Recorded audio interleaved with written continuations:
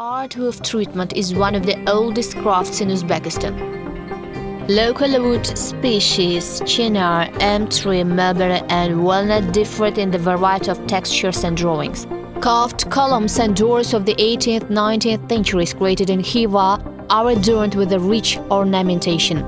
Their drawing is distinguished by a consummate technical execution.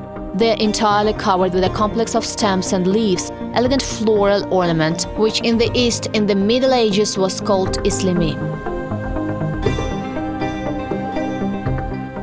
Another type of carved ornament is a geometric one, pargorib. It was used mainly for decoration of furniture. The five-fold screen was created by the Tashkent artisan Nasruddin Ziyakariev in 1936. Its delicate ornament is framed without a single nail.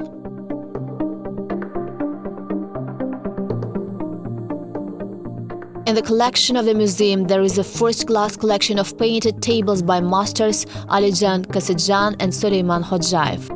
They were created in the 30s of the last century. The masters decorated boxes and musical instruments with painting characterized by the richness and saturation of color.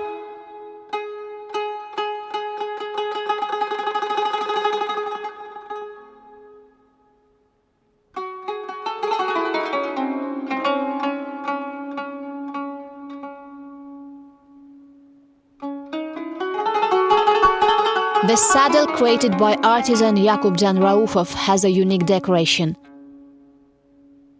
It has bone inlay and is decorated with exquisite painting and carving. Almost all these works of Uzbek masters were awarded in 1937 at the International Paris Exposition.